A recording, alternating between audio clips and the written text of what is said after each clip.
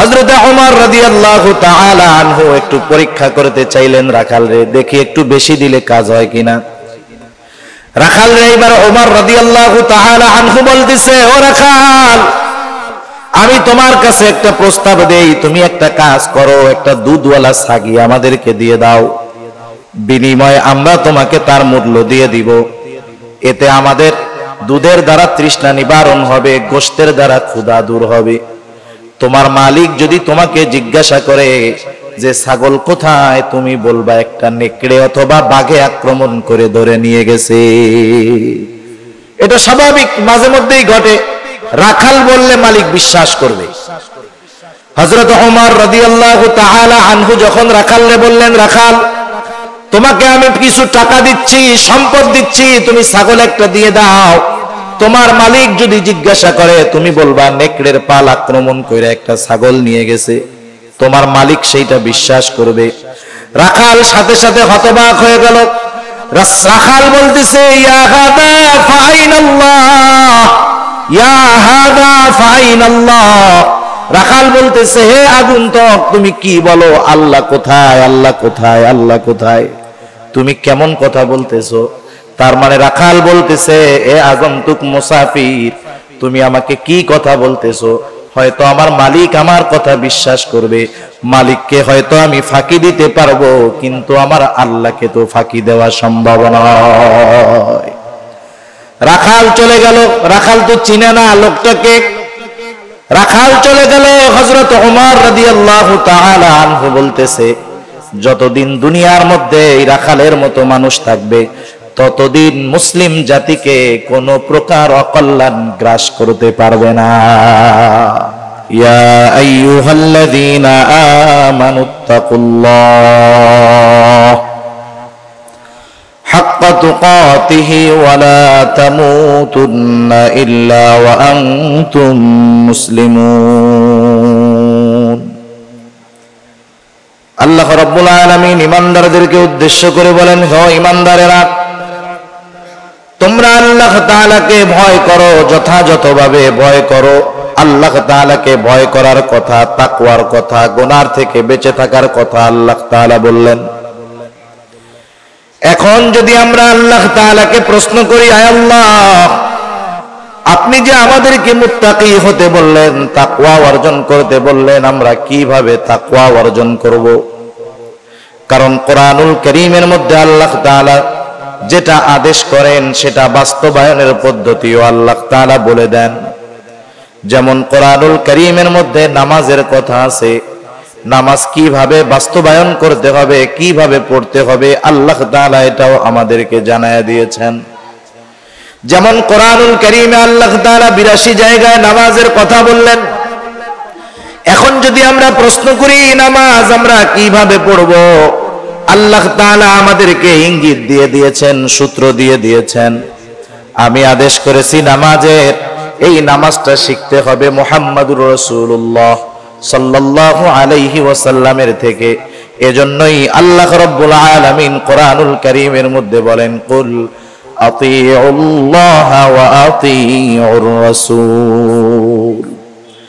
আল্লাহ রাব্বুল আলামিন বলেন, তোমরা আল্লাহর আনুগত্য করো, তার রাসূলের আনুগত্য করো। আল্লাহর আদেশ মান্য করো, রাসূলের আদেশ মান্য করো। এখন আল্লাহর আদেশ হলো বান্দা ওয়া আকিমুস সালাহ, নামাজ কায়েম করো। আমরা যদি বলি আল্লাহ কিভাবে করব, কোন পদ্ধতিতে করব, আল্লাহ তাআলা বলেন তোমাদের কোনো চিন্তা নাই, তোমরা আমার হাবিবের অনুসরণ করো, হাবিবের আনুগত্য করো। এরপরে আল্লাহ তাআলা আর আয়াতের মধ্যে আমাদেরকে জানায় দেন, মাইয়ুতি'র রাসূল ফাকাদ আতাআল্লাহ। যে আল্লাহর রাসূলের আনুগত্য করলো সে আল্লাহরই আনুগত্য করলো। আর রাসূলুল্লাহ সাল্লাল্লাহু আলাইহি ওয়াসাল্লাম বললেন, নামাজের আদেশ আল্লাহ তাআলা কোরআনে করেছে। আর আল্লাহর নবী বললেন, সল্লু কামা রাআইতুমুনি উসাল্লি, তোমরা নামাজ ওইভাবে পড়ো যেভাবে তোমরা আমাকে নামাজ পড়তে দেখো। যত আদেশ আছে কোনো না কোনো ভাবে আল্লাহ তাআলা ওই আদেশ বাস্তবায়ন করার পদ্ধতি দেখায় দিয়েছেন। সুবহানাল্লাহ।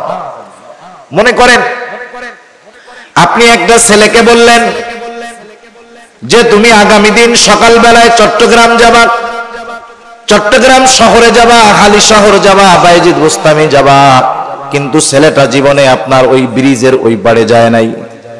বলেন তো, যতই সহজ জায়গা হোক না কেন, অচেনা জায়গা যত সহজ হোক, কিন্তু এটা কঠিন জায়গা।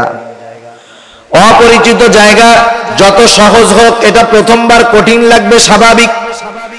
আপনি যখন তাকে আদেশ করবেন যে আগামী দিন সকালবেলায় তোমাকে শহরে যেতে হবে, সে তো জীবনে কোনোদিন শহরে যায় নাই, সে তো রাঙ্গুনিয়াও কোনোদিন যায় নাই, এখন তার জন্য তো শহরে যাওয়া কঠিন।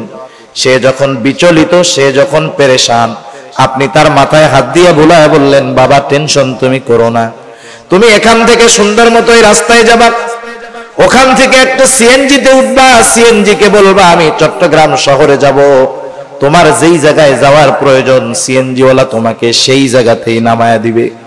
বলেন তো, আদেশ করার পরে চট্টগ্রাম শহরে যাওয়া তার জন্য যতটা কঠিন মনে হচ্ছিল, যখন আপনি তাকে যাওয়ার রাস্তা পদ্ধতি বলে দিলেন, বলেন তো আদেশ করার পরে তার কাছে যেমন কঠিন মনে হচ্ছিল, যাওয়ার পদ্ধতি বলে দেওয়ার পরে তার কাছে কি আগের মতো কঠিন থাকবে নাকি একটু সহজ হয়ে যাবে? আল্লাহ তাআলা তাকওয়া অর্জন করতে বললেন, খোদা ভীতি অর্জন করতে বললেন, মুত্তাকি হতে বললেন। সাথে সাথে আল্লাহ তাআলা জানায় দিলেন, ও আমার গোলাম, কেমন করে তুমি মুত্তাকি হবা, পরহেজগার হবা, আমি আল্লাহ তাআলা সেই পদ্ধতিগুলো কোরআনুল কারীমের মধ্যে তোমাদেরকে জানায় দিব। কোরআনুল কারীমের মধ্যে আল্লাহ তাআলা আমাদেরকে পদ্ধতি জানায় দেন। আল্লাহ তাআলা বলেন, ইয়া আইয়ুহাল্লাযীনা আমানুত্তাকুল্লাহা ওয়া কুনু মা'আস সাদিকিন। আল্লাহ রাব্বুল আলামিন বলেন, হে ঈমানদারেরা, তোমরা আল্লাহ তাআলাকে ভয় করো। এরপরে আল্লাহ তাআলা বললেন, ওয়া কুনু মা'আস সাদিকিন, তোমরা সত্যবাদীদের সঙ্গী হয়ে যাও। এখানে কথাটা বোঝার দরকার আছে। অনেক সময় আমরা কথাগুলা বুঝি না, এই আয়াত দিয়ে ওয়াজ করি, কিন্তু এই আয়াতের সারমর্মটা আমরা বুঝি না। আল্লাহ তাআলা বললেন, কুনু মা'আস সাদিকিন। সাদিকিন শব্দটা হলো বহু বচন, সাদিক শব্দটা হলো এক বচন। তার মানে আল্লাহ তাআলা বললেন, তুমি অনেক অনেক সত্যবাদীদের সাথে মিলিত হও। কথা বুঝেন নাই? অনেক সত্যবাদীদের সাথে তুমি মিলিত হও। তার মানে আমার গোটা জীবনের প্রত্যেকটা পদক্ষেপে আমি যাদের সাথে মিশবো, যাদেরকে বন্ধু বানাবো, তারা প্রত্যেকেই সত্যবাদী হতে হবে। আল্লাহ তাআলা তো বহু গুণ আছে, সত্যবাদিতার গুণের কথা কেন আল্লাহ তাআলা উল্লেখ করলেন? আল্লাহ তাআলা তো বলতে পারতেন নামাজীদের সঙ্গে হয়ে যাও, আল্লাহ তাআলা তো বলতে পারতেন যারা দান সাদকা করে তাদের সঙ্গী হয়ে যাও, আল্লাহ তাআলা তো বলতে পারতেন যারা বেশি বেশি মানুষের সাথে ভালো কথা বলে তাদের সঙ্গী হয়ে যাও। কিন্তু আল্লাহ তাআলা সাদিক সত্যবাদিতার গুণের কথাটা কেন উল্লেখ করলেন? মুফাসসিরিনে কেরাম বলেন, সত্যবাদিতা হলো এমন একটা গুণ, যেই লোকটা সত্যবাদিতার পরিপূর্ণ গুণ অর্জন করতে পারে, বাকি প্রত্যেকটা গুণ তার মধ্যে অন্তর্ভুক্ত হয়ে যায়। পরিপূর্ণ সত্যবাদিতার গুণ যে অর্জন করতে পারছে, তার মধ্যে বাকি গুণগুলা এমনিতেই চলে আসে। সুবহানাল্লাহ। কারণ সত্যবাদিতা হলো কল্যাণের বিষয়। রাসূলুল্লাহ সাল্লাল্লাহু আলাইহি ওয়াসাল্লাম সত্যবাদিতার গুণের ব্যাপারে বলেন, ইন্নাস সিদকা ইয়াহদি ইলাল বির ওয়া ইন্নাল বিররা ইয়াহদি ইলাল জান্নাহ। সত্যবাদিতা মানুষকে কল্যাণের দিকে নিয়ে যায়, আর কল্যাণ মানুষকে জান্নাতের দিকে নিয়ে যায়। সেজন্য মানুষ যখন কোন সত্যবাদী মানুষের সঙ্গী হয়, এই সত্যবাদী তাকে কল্যাণের দিকে নেয়, আর কল্যাণ জান্নাতের দিকে নিয়ে যায়। সুবহানাল্লাহ। সেজন্য সত্যবাদী তথা ভালো মানুষকে আল্লাহ তাআলা বন্ধু বানাতে বলছেন, ভালো মানুষের সঙ্গী হতে বলেছেন। আমার জীবনের যতগুলা ধাপ আছে, সেই ধাপটা হতে পারে শিক্ষা জীবন, সেই ধাপটা হতে পারে আমার সামাজিক জীবন, সেই ধাপটা হতে পারে আমার ব্যবসা জীবন, কর্মক্ষেত্রের জীবন। প্রত্যেকটা জায়গায় আমি যখন যাব আমি খুঁজে খুঁজে সত্যবাদী ভালো মানুষগুলাকে আমি বন্ধু হিসাবে গ্রহণ করব।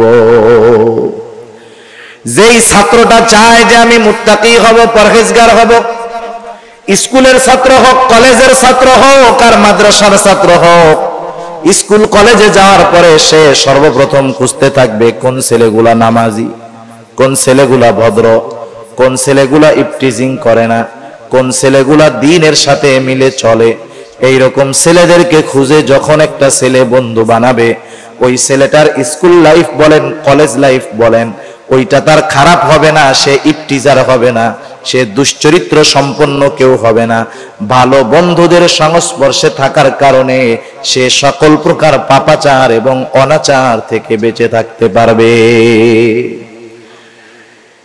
যে ব্যক্তি ব্যবসা করে, ব্যবসা যে কর্মক্ষেত্রে আমি আপনি যাই না কেন, সেই জায়গায় আমার আপনার কিছু পরিচিত, কিছু বন্ধু বান্ধব এমনিই হয়ে যায়, ঠিক না? যারা বাজারে ব্যবসা করে অথবা যে কোনো লাইনে ব্যবসা করে, ব্যবসার খাতিরে কিছু মানুষের সাথে তার পরিচয় হয়, তার প্রচেষ্টা থাকবে আমি আমার সম্পর্কগুলা এমন ব্যবসায়ীদের সাথে রাখবো যেই ব্যবসায়ীরা হলো সত্যবাদী। কারণ সত্যবাদী ব্যবসায়ীর দাম আল্লাহ তাআলার কাছে অনেক বেশি। রাসূলুল্লাহ সাল্লাল্লাহু আলাইহি ওয়াসাল্লাম বলেন, আত-তাজিরুস সুদুকুল আমিন মা'আন নাবিয়্যিন সিদ্দীকিনা ওয়াশ-শুহাদা'i ওয়াস-সালিহিন। আমি যদি আমার কর্মক্ষেত্র, ব্যবসার ক্ষেত্রে সত্যবাদীদেরকে বন্ধু বানাই, আল্লাহর রাসূল ওই সত্যবাদী ব্যবসায়ীর ব্যাপারে বলেছেন, সত্যবাদী আমানতদার ব্যবসায়ী সে কিয়ামতের ময়দানে জান্নাতের মধ্যে নবীদের সাথে, শহীদদের সাথে, সিদ্দিকিনদের সাথে, নেককার বান্দাদের সাথে অবস্থান করবে। সুবহানাল্লাহ। সেজন্য আমি আমার ব্যবসা, কর্মক্ষেত্র সব জায়গায় মুত্তাকি, পরহেজগার, নামাজীদেরকে বন্ধু হিসাবে বানাবো। কারণ আমাদের দেশে প্রবাদ বাক্যেই বলা হয়, সৎ সঙ্গ স্বর্গবাস, অসৎ সঙ্গ সর্বনাশ। আমরা তো দেখেছি বহুত ভালো ছেলে, ব্রিলিয়ান্ট ছেলে, মুআদ্দাব ছেলে, ভদ্র ছেলে, ছেলেগুলা খারাপ বন্ধুদের সাথে মেশার কারণে এক সময় তার নৈতিকতার পদস্খলন ঘটেছে। যেই ছেলেটার ব্যাপারে মানুষেরা যা কল্পনাও করে নাই, শুধুমাত্র খারাপ সঙ্গের কারণে সে তার চাইতেও বেশি বেশি জঘন্য পাপাচার, অনাচারে লিপ্ত হয়ে গেছে। স্বাভাবিক এমনটাই হয়, এমনটাই হয়। মনে করেন 10 জন বন্ধু ভালো, এর সাথে একজন খারাপ, 10 জনের মধ্যে একজন খারাপ। 10 জন বন্ধু নামাজি, যখন এই 10 জন একসাথে হাঁটে, তাদের সাথে একজন খারাপও আছে। কিন্তু এলাকার মানুষ যখন এই ছেলেগুলাকে দেখে, তারা বলা বলি করে, দেখো ছেলেগুলা কত ভালো নামাজি, কিন্তু ওদের সাথে একটা খারাপ ছেলেও আছে। ওই ভালোগুলার সাথে চলতে চলতে একটা সময় খারাপটার মনের মধ্যে এই চিন্তা চলে আসে, আরে আমি এই ভালো ছেলেগুলার সাথে চলার কারণে আমি খারাপ হওয়ার পরেও মানুষেরা আমাকে ভালো বলে। এখন আমার উচিত এরা যেমন চারিত্রিক গুণ সম্পন্ন, আমারও চরিত্রটাকে ওই রকম বানায় ফেলা উচিত। একটা সময় দেখা যাবে, একদিন, 2 দিন, 1 সপ্তাহ, 1 মাস পর ওই খারাপ ছেলেটা ভালো মানুষের সাথে মেশার কারণে, ভালো মানুষের সাথে চলার কারণে সেও এক সময় ভালো গুণে গুণান্বিত হয়ে যায়। আবার একটা ভালো ছেলে, দিনদার ছেলে 10 জন খারাপ বন্ধুর সাথে মিশতে, আজানের সময় হলো, আজান দিল, কেউ নামাজে যায় না, বন্ধুরা খোশ গল্পের মধ্যে মজা আছে। বাকি 9 জন গল্প করতেছে, আর একজন বন্ধু সে নামাজে যাবে, শয়তানে ওয়াসওয়াসা দিচ্ছে। আরে বন্ধুদের সাথে কি সব সময় আড্ডা দেওয়া হয় নাকি? আজকে একটু আড্ডা দে, জামাতে নাইলে নাই পড়লি, একা একা বাসায় গিয়া পড়বি। এইরকম আস্তে আস্তে ওয়াসওয়াসা দিতে দিতে একটা সময় ওই বেনামাজি বন্ধুদের সাথে থাকতে থাকতে নামাজি বন্ধুটাও এক সময় বেনামাজি হয়ে যায়। সেজন্য সঙ্গের বড় প্রভাব আছে। সঙ্গ যার ভালো, কর্ম তার ভালো, সঙ্গ যার খারাপ, কর্ম তার খারাপ। এজন্য বন্ধু নির্বাচনের ক্ষেত্রে আমরা বেছে বেছে বন্ধু নির্বাচন করব। যাদের দ্বারা আমি উপকৃত হতে পারবো এমন মানুষগুলাকে আমি আমার বন্ধু হিসাবে গ্রহণ করব। এজন্যই আল্লাহ রাব্বুল আলামিন প্রথম সূত্র দিয়ে দিলেন, হে ঈমানদারেরা, আল্লাহ তাআলাকে ভয় করো আর সত্যবাদীদের সঙ্গে হয়ে যাও। সত্যবাদী পরহেজগার নেককার মানুষের সঙ্গ যদি তুমি গ্রহণ করো, একটা সময় তোমার জন্য মুত্তাকি হওয়াটা সহজ হয়ে যাবে। দ্বিতীয় সূত্র হলো সর্ব অবস্থায় আল্লাহ তাআলার ভয় অন্তরের মধ্যে রাখা। অন্তরের মধ্যে এই চিন্তা নয়ন করা, আমি যেখানে যাই, যা করি, যা বলি, সর্বহালতে আমাকে আমার আল্লাহ তাআলা দেখেন। দুনিয়াতে মানুষের অপরাধ প্রবণতা কমানোর জন্য, অপরাধ দূর করার জন্য কত পদ্ধতি বের করা হয়। দুনিয়ার মধ্যে যত পুলিশ বাড়ে, বুঝবেন দুনিয়াতে তত অপরাধ বাড়তেছে। আইন শৃঙ্খলা বাহিনী, পুলিশ বাড়ার কারণ কি? অপরাধ বাড়তেছে, এই জন্য পুলিশ দরকার। রাস্তার মোড়ে মোড়ে সিসি ক্যামেরা লাগানো, উদ্দেশ্য হলো যাতে অকারেন্স অপরাধগুলোকে দেখা যায়, শনাক্ত করা যায়। দিন দিন সিসি ক্যামেরার ব্যবহার বাড়তেছে, তার মানে অপরাধ প্রবণতা আমাদের মধ্যে, সমাজের মধ্যে বাড়তেছে। সিসি ক্যামেরা দিয়ে, আইন দিয়ে, প্রশাসনের লোক বৃদ্ধি করে অপরাধ প্রবণতা কমানো যাবে না, বরং অপরাধ আরো দিন যায় বাড়ে। যেমন কিছুদিন আগে রাষ্ট্রীয়ভাবে আইন হলো ধর্ষণের সর্বোচ্চ শাস্তি হলো মৃত্যুদণ্ড। ধর্ষণ করলেই মৃত্যুদণ্ড তা না, ধর্ষণের যে শাস্তি আছে, স্তর আছে, সর্বোচ্চ স্তর হলো মৃত্যুদণ্ড। কঠিন এক শাস্তি। বলেন তো, এই শাস্তি নির্ধারিত হওয়ার পরে বাংলাদেশে ধর্ষণ হয় নাই, এরকম ঘটনা ঘটছে নাকি? বরং আরো বাড়ছে। ধর্ষণের গতিতেই আছে। অপরাধের মাত্রা, শাস্তির মাত্রা বাড়ানোর সাথে সাথে অপরাধের মাত্রাটাও বেড়ে গেছে। তার মানে দুনিয়ার আইন দিয়ে, প্রযুক্তি দিয়ে মানুষকে মুত্তাকি বানানো যাবে না, গুনার থেকে বাঁচানো যাবে না। কিন্তু মানুষগুলার অন্তরে যদি কিছু বিষয় দৃঢ়ভাবে বদ্ধমূল করে নিতে পারি আমরা, তাহলে মুত্তাকি হওয়া যাবে, সকল প্রকার গুনাহ থেকে বাঁচা যাবে। অন্যতম চিন্তা হলো সর্ব অবস্থায়, সর্বহালতে আমাকে দেখতেছে কে? আল্লাহ রাব্বুল আলামিন আমাকে আপনাকে সর্বহালতে, সর্ব অবস্থায় দেখতেছে।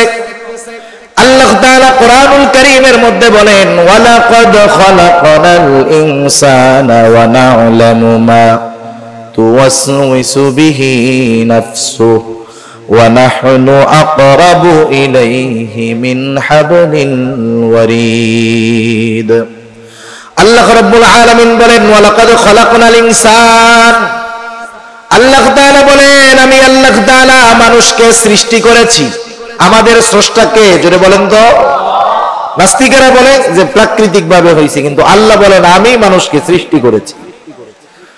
আল্লাহ তাআলা বলেন আমি মানুষকে সৃষ্টি করেছি। শুধু তাই নয়, ওয়া না'লামু মা তুওয়াসওয়িসু বিহি নাফসু।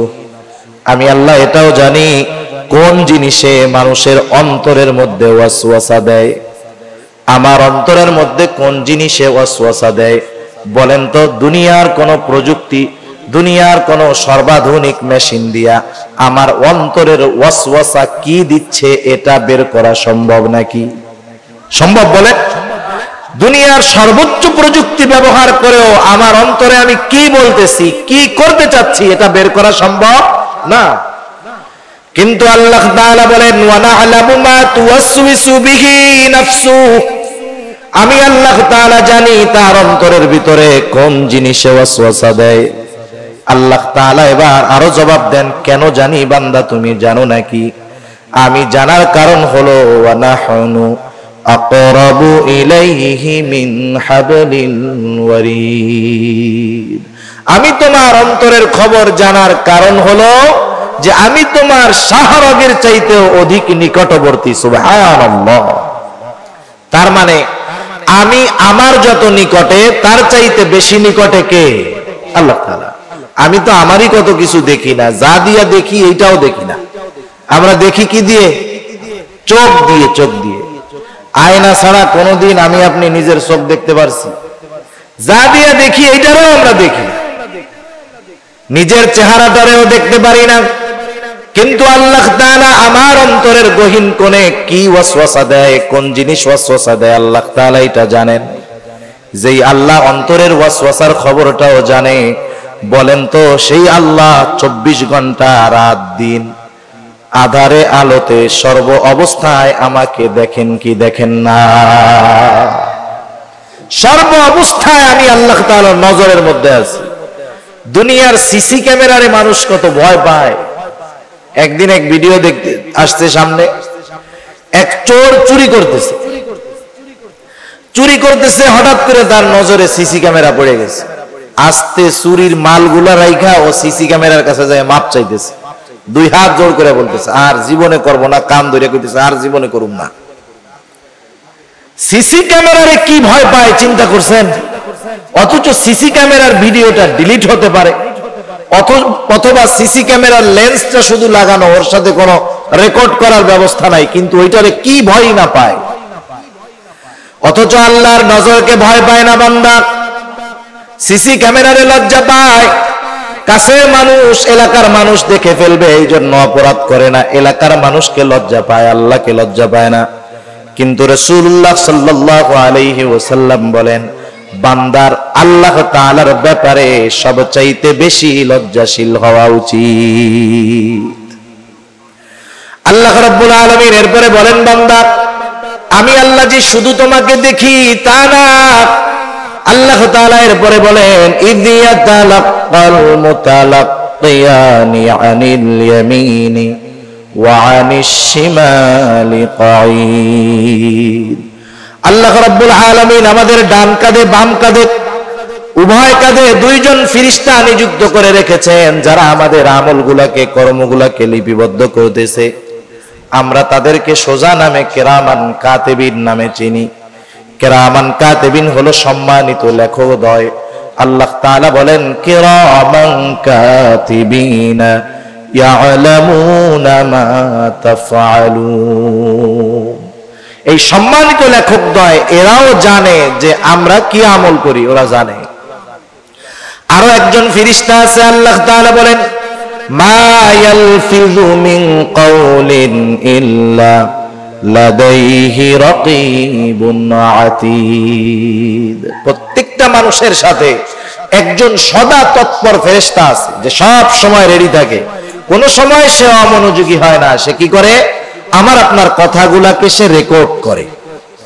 আল্লাহ তাআলা দেখতেছে, 2 জন ফেরেশতা আমার কর্মগুলা লিপিবদ্ধ করার জন্য আছে, আরেকজন তৎপর ফেরেশতা আমার কথাগুলা রেকর্ড করার জন্য আছে। বলেন তো, দুনিয়ার মধ্যে যদি আমার কাছে এমন কোন ইনফরমেশন আসে যে হুজুর আপনার পেছনে কিন্তু 2 জন গোয়েন্দা লাগায় দেওয়া আছে, আপনার সাথে এমন মেশিন সেট করে দেওয়া আছে, আপনার প্রতিটা কথা কিন্তু রেকর্ড হয়ে যায়, এই রকম খবর যদি আমার কাছে কেউ দেয়, অথবা আপনাদের ব্যাপারে কেউ যদি এই খবরটা দেয় যে 2 জন গোয়েন্দা কিন্তু আপনার পেছনে লাগায় দেওয়া আছে, আপনার সাথে এমন মেশিন সেট করা আছে, আপনার প্রতিটা কথা রেকর্ড হবে, আমরা জানতে পারবো। বলেন তো, আমার আপনার চলাফেরা, আমার আপনার কথাবার্তার মধ্যে সবকিছুর মধ্যে একটা নিয়ন্ত্রণ আসবে কি আসবে না? দুনিয়ার মানুষের কথা, গোয়েন্দার তদারকিকে আমরা ভয় পাই, কিন্তু আল্লাহ তাআলা এমন 2 জন ফেরেশতা আরেকজন ফেরেশতা রেকর্ডের জন্য রেখে দিলেন, কোরআনে জানায়া দিলেন, এদের ব্যাপারে আমরা গাফেল, এদের ব্যাপারে আমরা চিন্তা করি না। আমি যদি চিন্তা করি গুনাহ করতেছি, 2 ফেরেশতা রেডি, একবারে কলম নিয়ে রেডি হয়ে গেছে, এই যে গুনাহ করবে লেখা হবে, নেকের কাজ করবে লেখা হবে, খারাপ কাজ করবে, খারাপ কথা বলবে, রেকর্ড হয়ে যাবে। এই ফেরেশতাগুলো এমন ফেরেশতা, এরা কখনো মানুষের কাছ থেকে আলাদা হয় না, বালেগ হওয়ার পরে আসে, মরা পর্যন্ত থাকে। রহমতের ফেরেশতা মানুষের ঘরে প্রবেশ করে না যদি কুকুর বিড়াল প্রাণীর ছবি থাকে, কুকুর থাকে। কিছু ফেরেশতা আছে কোনো বাধা মানে না, কেউ যদি চিন্তা করে যে এই ঘরের মধ্যে কুকুর বিড়াল থাকে, সেই জায়গা তো ফেরেশতা আসে না। সব ফেরেশতা না, রহমতের ফেরেশতা আসে না। কেউ যদি এই চিন্তা করে ফেরেশতা আসে না, এক কাজ করি, সাথে সব সময় একটা কুত্তার বাচ্চা রাইখা দিব, যাতে আজরাইল না আসতে পারে। কাজ হবে? আজরাইল টাইম মতো চলে আসবে। এই যে তিনজন ফেরেশতা যখন কেউ জিনা করে, গুনাহ করে, পাপ করে, যা করে করুক, সর্ব অবস্থায় সুবহানাল্লাহ। আবার দেখেন কোরআনুল কারীমের মধ্যে আল্লাহ তাআলা বললেন, কিয়ামতের ময়দানে আমি গুনাহ যে হাত দিয়ে করি, পা দিয়ে করি, চোখ দিয়ে করি, কান দিয়ে করি, জবান দিয়ে করি, এরাও আমার বিপক্ষে সাক্ষী হয়ে দাঁড়াবে।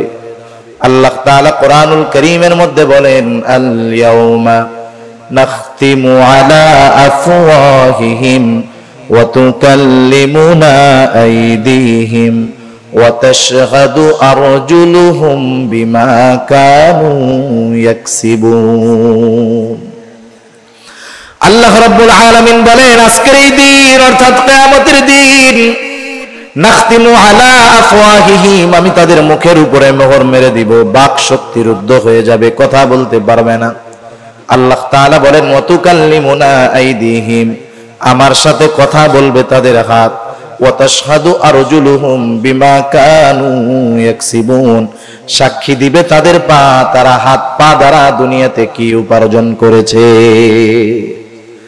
গুনাহ করার জন্য হাতের দরকার আছে, পায়েরও দরকার আছে। গুনাহ করার জন্য যাবে, পা লাগবে না?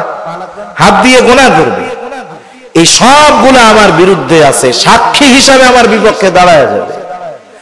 আল্লাহ তাআলা আর এক জায়গায় বলেন, শাহিদা আলাইহিম সামউহুম ওয়া আবসারুহুম ওয়া জুলুদুহুম বিমা কানু ইয়াকসিবুন।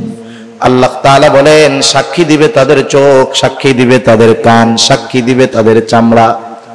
দুনিয়ার মধ্যে হাতও কথা বলে না, পাও কথা বলে না, হাত পা কোনো অপরাধ করলে বাধা দেয় না, চোখ কান কোনো অন্যায় করলে, গুনার কাজ করলে বাধা দেয় না। গভীর রাত, সারা রাত মোবাইলের মধ্যে গুনার জিনিস দেখলে চোখ বাধা দেয় না, কানের মধ্যে ইয়ারফোন লাগায় গান শুনলে কান বাধা দেয় না, বেগানা নারীর সাথে কথা বললে কান তো বাধা দেয় না, যেই জিহ্বা ব্যবহার করে কথা বলি জিহ্বাও তো কোনো সময় বাধা দেয় না।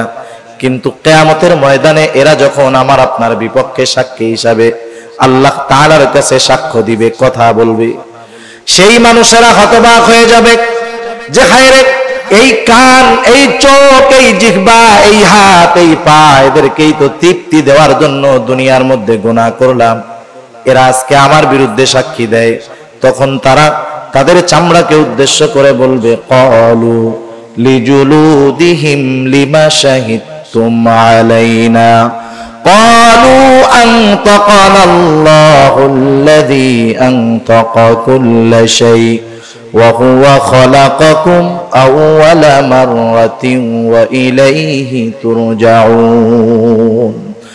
আল্লাহ তাআলা জানায় দেন, সেই দিন এই মানুষগুলো কি বলবে? তারা বলবে, ক্বালু লিজুলুদিহিম লিমা শাহিদতুম আলাইনা, তারা তাদের চামড়াকে বলবে, ও চামড়া, কেন আজকে তোমরা আমাদের বিরুদ্ধে সাক্ষী দাও? কেন আমাদের বিরুদ্ধে আচরণ করতেছো?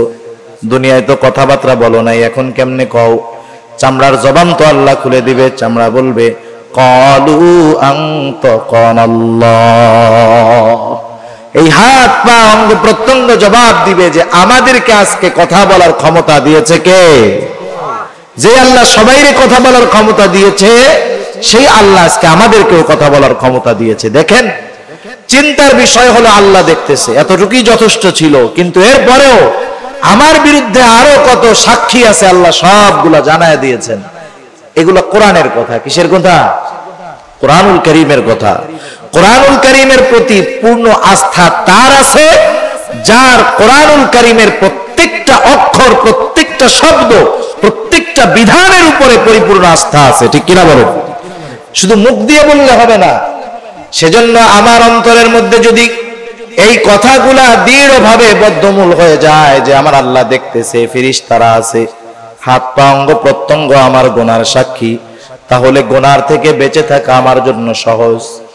স্বর্ণযুগের মানুষ যারা ছিল, স্বর্ণযুগের মানুষগুলার অন্তরের মধ্যে আল্লাহ ভীতি এমন ছিল, তারা সর্ব অবস্থায় মনে করত যে আমরা আল্লাহ তাআলার নেটওয়ার্কের ভিতরে কোনো কিছু করার উপায় নাই।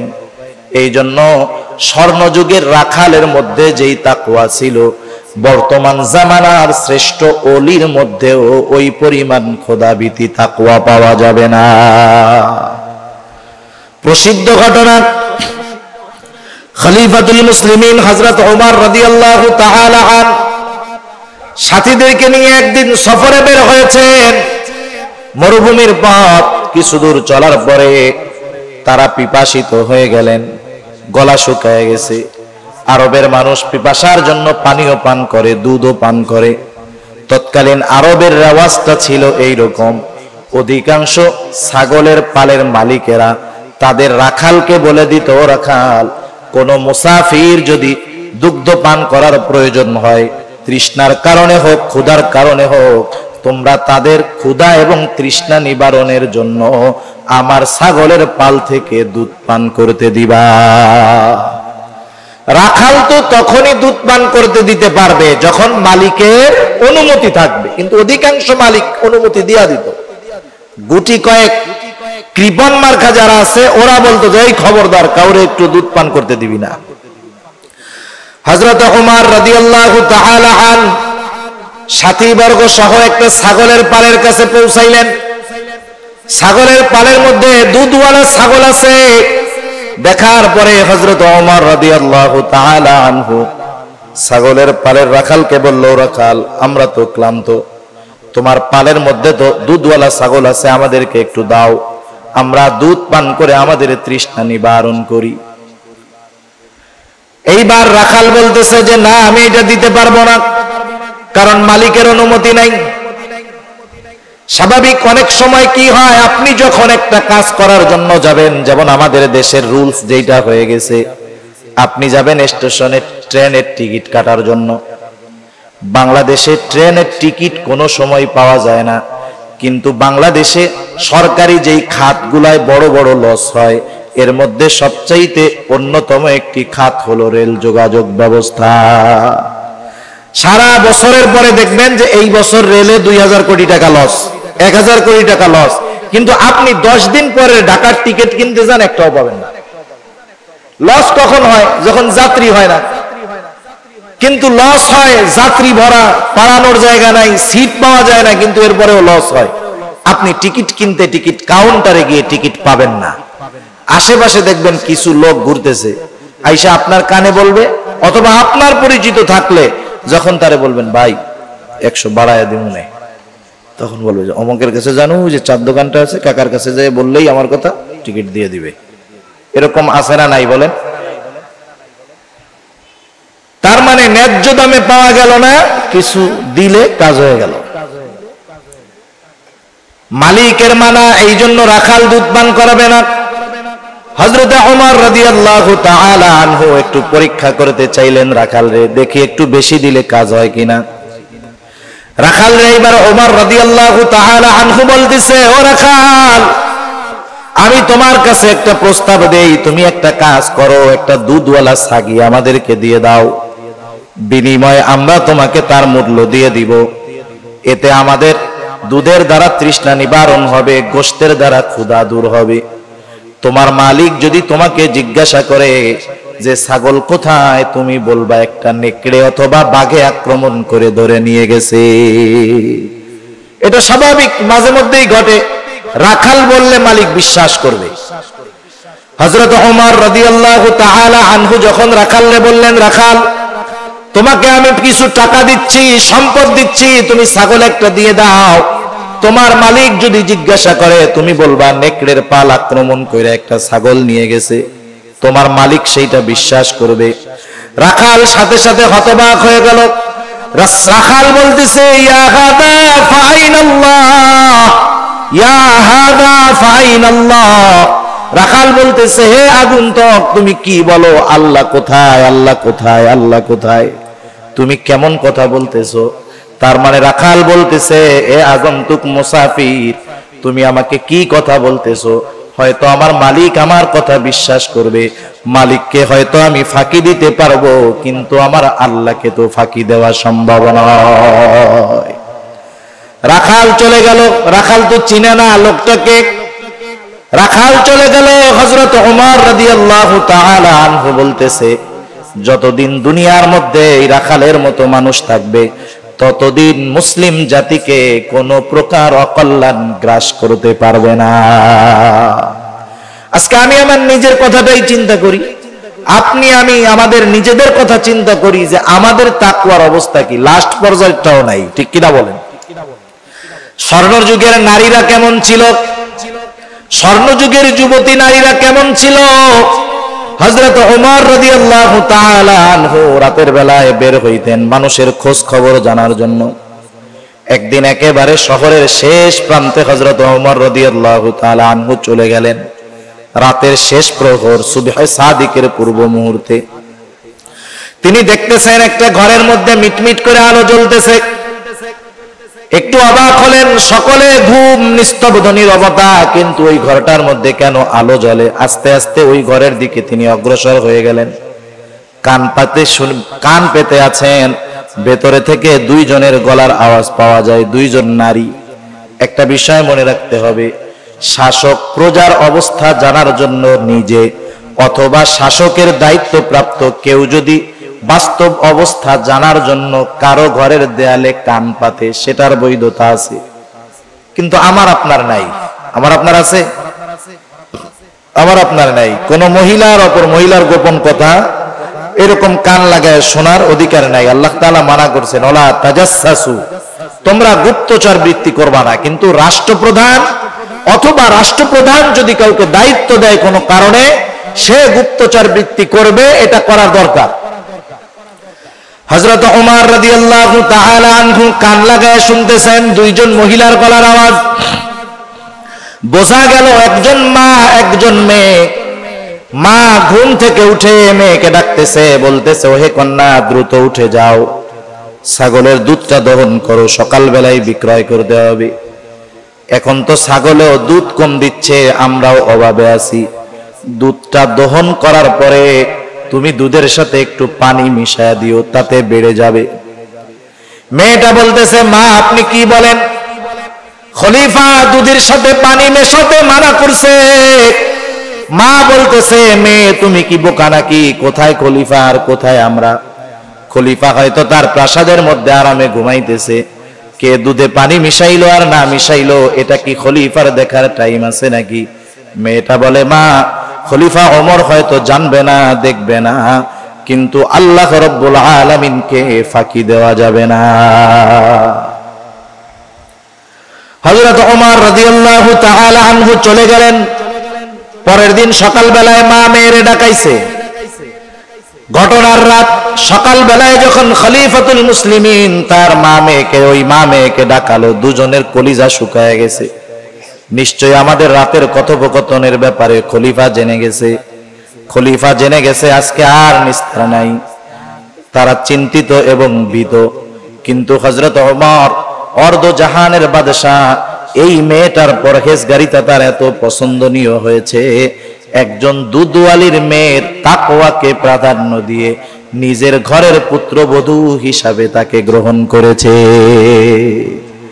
কারণ রাসূলুল্লাহ সাল্লাল্লাহু আলাইহি ওয়াসাল্লাম তো বলছে যে চারটা জিনিস দেখে মানুষ বিবাহ করে, সম্পদ দেখে, সৌন্দর্য দেখে, বংশ দেখে, দিন দেখে। নবী বলেন ফাযফার বিদাতিদ দ্বীন, দিনকে প্রাধান্য দেওয়ার কথা বলা হয়েছে। হযরত ওমর রাদিয়াল্লাহু তাআলা আনহু এই মেয়ের মধ্যে পরিপূর্ণ তাকওয়া পেয়েছেন, দ্বীন পেয়েছেন। এজন্য একজন দুধওয়ালির মেয়ে হওয়া সত্ত্বেও অর্ধ জাহানের বাদশা তার ছেলের সাথে ওই মেয়ের বিবাহ দিতে কোনো প্রকার কোণঠাবোধ করেন নাই। তাদের কাছে একজন তাকওয়া সম্পন্ন মানুষ কত দামি। আর এই মেয়ের ঔরস থেকেই এক সময় দুনিয়ার মধ্যে পঞ্চম খলিফা ওমর ইবনে আব্দুল আজিজ রাহমাতুল্লাহি আলাইহির মতো জগৎ বিখ্যাত সাধকের জন্ম আল্লাহ তাআলা দুনিয়াতে দিয়েছেন। সেজন্য আমি আপনি যদি এই চিন্তা অন্তরের মধ্যে রাখি, আমার আল্লাহ আমাকে সর্ব অবস্থায় দেখতেছে, বলেন তো এই চিন্তা যদি আমার মধ্যে থাকে, তাহলে আমার রাতের চরিত্র, মানুষের লোকচক্ষুর অন্তরালের চরিত্র আর মানুষের মধ্যের চরিত্র সেম হয়ে যাবে। রাতেও চরিত্র যেমন, দিনের বেলাতেও তার চরিত্রটা তেমন হয়ে যাবে। শুধু এতটুকু চিন্তা আমার আপনার জীবনের গতিপথ বদলিয়ে মুত্তাকি আমাকে আপনাকে বানাতে পারে। তৃতীয় বিষয়, তৃতীয় পদ্ধতি, আমি আমার জীবনের হিসাব নিকাশ গ্রহণ করব। যেই মুমিন তার জীবনের হিসাব নিকাশ গ্রহণ করে সেই মুমিন মুত্তাকি সফল মুমিন হতে পারে। কারণ বাজারের মধ্যে যেই ব্যবসায়ী তার ব্যবসার হিসাব যথাযথভাবে রক্ষণাবেক্ষণ করে সে হতে পারে সফল ব্যবসায়ী। দেখবেন কিছু ব্যবসায়ী আছে বাজারের মধ্যে রাত 10টায় দোকান বন্ধ হয়, বাজার বন্ধ হয়, সে 9টার সময় শাটার নামায়া দেয়। 1 ঘন্টা ব্যাপী সে হিসাব করে আজকে দিনে আমার কত টাকা বিক্রয় হলো, কত টাকা বাকি গেল। এই দুইটার উপরে নির্ভর করে আজকের লাভের হিসাবটা তার মধ্যে চলে আসে যে আজকে আমার 1 লক্ষ টাকা বিক্রি হলো, আজকে আমার 3000 5000 টাকা লাভ হলো। আগামী দিন এই লাভের উপরে নির্ভর করে আমাকে ব্যয় করতে হবে। এইভাবে দৈনন্দিন যেই ব্যবসায়ী তার হিসাব রক্ষণাবেক্ষণ করে 2-4 বছর পরে দেখা যাবে এই ব্যবসায়ী সফল ব্যবসায়ী হয়ে যাবে। কিন্তু যেই ব্যবসায়ীর কোনো হিসাব নাই, হিসাবের রক্ষণাবেক্ষণ নাই, সকালে যায় মাল কেনে বেচে বাকি দেয়, কোথায় টাকা কি হিসাব নিকাশ করে না, এই ধরনের বেহিসাবি অধিকাংশ ব্যবসায়ী যত বড় পুঁজি নিয়ে ব্যবসা করুক না কেন হিসাব রক্ষণাবেক্ষণ না করার কারণে একটা সময় তার ব্যবসা লাভের মুখ দেখে না, বরং লসের মুখ দেখতে থাকে।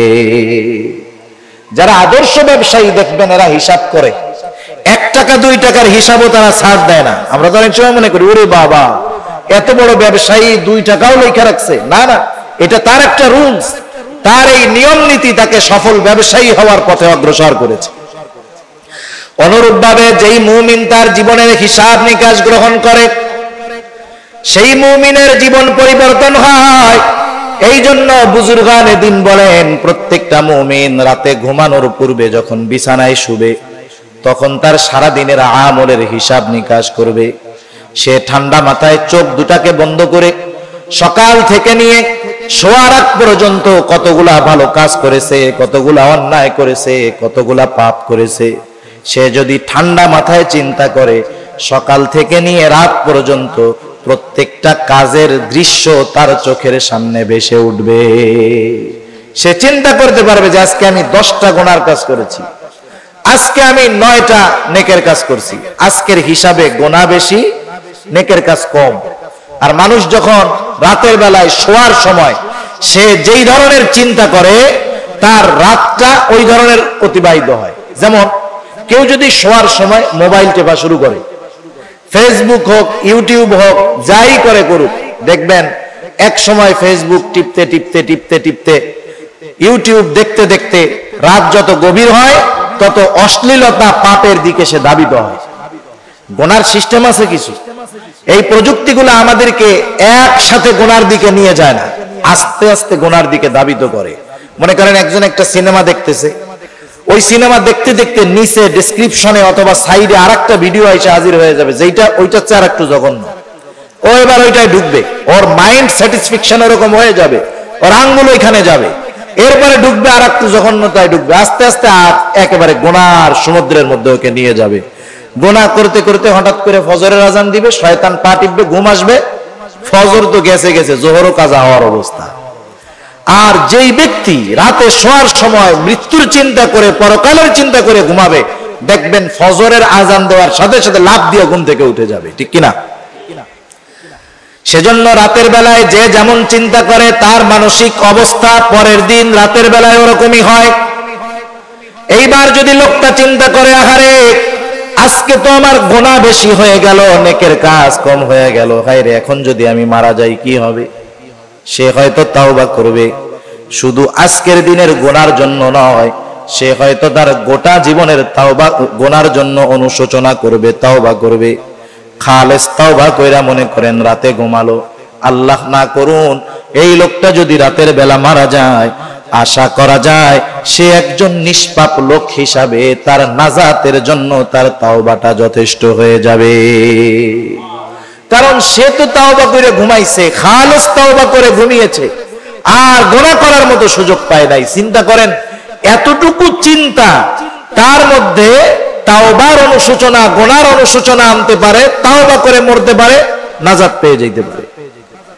সেজন্য নিজের জীবনের আমলের হিসাব নিকাশ নেওয়া, হতে পারে এই হিসাবটাই একটা সময় আমাকে গুনাহ মুক্ত জিন্দেগি গড়ার তৌফিক দান করবে।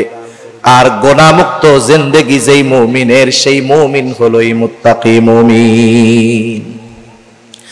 মানুষের সামান্য চিন্তা কেমন করে পরিবর্তন করে মানুষের।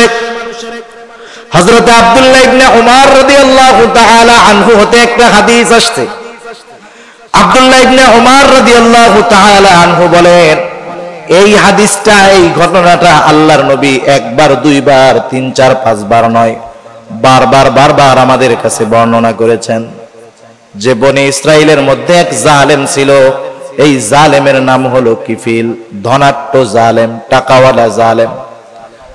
এমন কোন পাপ নাই, এমন কোন গুনাহ নাই যেটা সে করে নাই। সকল প্রকার পাপ সে করত। একদিন তার কাছে একজন অভাবগ্রস্ত দরিদ্র মহিলা তার কাছে আসলো কিছু টাকা ধার চাওয়ার জন্য, কর্জে হাসানা চাওয়ার জন্য। কিন্তু জালেম কিফিল যখন দেখলো মহিলার চেহারাটা সুন্দর, এইবার মহিলাকে সে কুপ্রস্তাব দিয়ে বসলো। মহিলা অভাবের তাড়না তার এতটা বেশি ছিল, সে জালেম কিফিলের শর্ত মেনে নিতে বাধ্য হলো। কারণ হাদিসের মধ্যে আসছে, কাদাল ফাকিরু আইয়াকুনা কুফরা, দারিদ্রতা মানুষকে কুফরি পর্যন্ত পৌঁছায় দেয় মধ্যে। সেজন্য একটা কথা বলার দরকার। মনে করেন অনেক সময় হয় যে আল্লাহ তাআলা আমাদেরকে অ্যাবিলিটি দিয়েছে, সম্পদওয়ালা বানাইছে, কিন্তু আমার প্রতিবেশী অভাবগ্রস্ত। আমি সম্পদওয়ালা, আমার সামর্থ্য আছে, আমার সামর্থ্য থাকার পরেও আমার কোন প্রতিবেশী অভাবের কারণে যদি কোনো পাপে লিপ্ত হয়, কিয়ামতের ময়দানে ওই অভাবগ্রস্ত ব্যক্তি তার পাপের কারণে একা অপরাধী সাব্যস্ত হবে না, বরং তার সামর্থ্যবান প্রতিবেশীও কিয়ামতের ময়দানে আল্লাহর আদালতে অপরাধী হিসাবে দাঁড়াতে হবে। সেজন্য আমাদের প্রতিবেশী যারা আছে খেয়াল রাখবো যে তারা অভাবের কারণে যেন কখনো কোনো প্রকার পাপের মধ্যে লিপ্ত না হয়ে যায়। কারণ আমার সামর্থ্য আছে, ও পাপে লিপ্ত হবে, ওর পাপের কারণে আমার আল্লাহর কাছে ধরা খাইতে হবে। এইবার মহিলা টাকাটা নিয়ে চলে গেল। নির্ধারিত দিনক্ষণে জালেম কিফিল উপস্থিত হয়ে গেছে। কিফিল গিয়ে বলতেছে, ও মহিলা, তুমি যেই প্রতিশ্রুতি দিয়েছিলে তুমি তোমার প্রতিশ্রুতি পূরণ করো। এইবার মহিলা কান্না শুরু করে দিল। কিফিল বলতেছে, এখন কেন কান্না করো? আমি কি তোমাকে কোনো কিছু জোর করেছি নাকি? এই শর্তে রাজি হয়েই তো তুমি আমার কাছ থেকে টাকা এনেছো। মহিলা চোখের পানি ছেড়ে দিয়ে বলে, ও কিফিল, আমি অভাবের তাড়নায় প্রয়োজনের কাছে ধরা পড়ে গেছি, এই জন্য তোমার কথার স্বীকৃতি দিয়েছিলাম রে কিফিল। কিন্তু আমি তো জীবনে কোনোদিন এরকম অপরাধ করি নাই, জেনা করি নাই। আমার তো ভয় হয় কিফিল, তোমার সাথে জেনা করার পরে আমি যদি মারা যাই, আমি আল্লাহ তাআলার কাছে একজন জেনাকার হিসাবে উপস্থিত হব। ও কিফিল, আমার কান্নার কারণ হলো আল্লাহর ভয়, আল্লাহর ভয়। এতটুকু কথা জালেম কিফিলের অন্তরের মধ্যে পরিবর্তন এনে দিল। জালেম কিফিল বলতেছে, আমি তো কোনো অপরাধ নাই যেটা বাদ দেই নাই। মহিলা 60 দিরহাম তার কাছ থেকে ধার নিয়েছে। কিফিল বলতেছে, যাও, তোমাকে 60 দিরহাম সাদাকা করে দিলাম, আর আমি আজকে থেকে ওয়াদা করলাম, তাওবা করলাম, আমি আর কোনোদিন জিনা করব না, সুদ খাবো না, আল্লাহ তাআলার নাফরমানি করব না, কোনো প্রকার পাপ করব না। জালেম কিফিল তাওবা করে বাড়িতে চলে গেল। ঘটনাক্রমে রাতের বেলায় জালেম কিফিল মারা গেল। জালেম যদি মারা যায়, মানুষ মুখে না বলতে পারুক, অন্তরে অন্তরে খুশি হয়। কিন্তু আল্লাহ রব্বুল আলামিন কিফিলের ব্যাপারে আল্লাহ তাআলা জানায়া দিলেন, আল্লাহ রব্বুল আলামিন কিফিলকে ক্ষমা করে দিয়েছে। মানুষের জীবনের পরিবর্তন দেখেন, সামান্য একটা কথা জীবনের গতিপথ পাল্টায় দিতে পারে। এই রাতের চিন্তা আমার জীবনের হিসাব নিকাশ, আমার জীবনের গতিপথ পাল্টিয়ে আমাকে মুত্তাকি পরহেজগার বানাতে পারে। ঠিক কিনা বলেন? বুজুর্গানে দিন এই 3টা পদ্ধতির কথা বিশেষভাবে উল্লেখ করেন। আর আল্লাহ তাআলা সেই জন্য বলেন, ইয়া আইয়ুহাল্লাযীনা আমানুত্তাকুল্লাহ, হে ঈমানদারেরা, তোমরা আল্লাহ তাআলাকে ভয় করো। ওয়াত্তাকুল্লাহ, তোমরা আল্লাহ তাআলাকে ভয় করো। 3টা পদ্ধতি আপনাদের খেদমতে পেশ করলাম। 1 নাম্বার, কেউ যদি মুত্তাকি হতে চায় সত্যবাদীকে বন্ধু হিসাবে গ্রহণ করবে। 2 নাম্বার, সর্ব অবস্থায় আল্লাহ তাআলা দেখতেছে, এটাকে অন্তরের মধ্যে দৃঢ়ভাবে বদ্ধমূল করবে। 3 নাম্বার, নিজের জীবনের হিসাব নিকাশ গ্রহণ করতে হবে। আল্লাহ তাআলা সেই জন্য বলেন, ইয়া আইয়ুহাল্লাযীনা আমানুত্তাকুল্লাহা ওয়াল তানজুর নাফসুম মা কদ্দামাত লিগাদিন ওয়াত্তাকুল্লাহ। আল্লাহ তাআলা বলেন, হে ঈমানদারেরা, ইয়া আইয়ুহাল্লাযীনা আমানুত্তাকুল্লাহ ওয়াল তানজুর নাফসুম মা কদ্দামাত লিগাদ। তুমি একটু নিজের দিকে নজর দাও না, তুমি আগামীর জন্য কি প্রেরণ করতেছো, কি জমাইতেছো। আমরা ভবিষ্যতের জন্য টাকা পয়সা জমাই ব্যাংকের মধ্যে, নিজের ভবিষ্যতের চিন্তা করে, পরিবার পরিজন সন্তান সন্তানাদির ভবিষ্যতের কথা চিন্তা করে আমরা ব্যাংকের মধ্যে টাকা জমাই। আর আমার আল্লাহ তাআলা বলে, ও আমার গোলাম, অনির্দিষ্ট ভবিষ্যতের জন্য তুমি কি জমাইতেছো, পরকালের জন্য তুমি কি জমাইতেছো। কারণ আমি আপনি যখন চোখ দুইটা বন্ধ করব, দুনিয়ার মধ্যে যা উপার্জন করেছি একটা টাকার মালিকানাও আমার থাকবে না। হাদিসের মধ্যে আসছে, আমার কি, আমার তো কিছুই না, যেটা খাই যেটা পয়সা নষ্ট করি এটা হলো আমার। যখন মানুষ মারা যায় তার সাথে 3টা জিনিস যায়, একটা জিনিস থাকে, 2টা চলে আসে।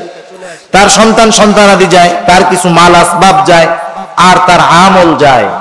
সন্তান সন্তানাদি পরিবার পরিজন চলে আসে, তার কিছু মাল আসবাব কবর দেওয়ার জন্য নেওয়া হয়, চাদর টাদর এইসব, ওইটাও নিয়ে আসে। শুধু তার সাথে তার আমলটা অবস্থান করে। সেজন্য আল্লাহ বলেন, ওয়াল তানজুর নাফসুম মা কদ্দামাত লিগাদ। তুমি তোমার নিজের জন্য নজর দাও না, নিজের দিকে নজর দাও না, যে ওই ভবিষ্যতের জন্য, আগামীর জন্য, তথা কবরের জন্য, পরকালের জন্য তুমি কি জমাইছো, কি প্রেরণ করছো। এই চিন্তা আমাদের দুনিয়ার মধ্যে মুত্তাকি হওয়ার জন্য সহায়ক হতে পারে।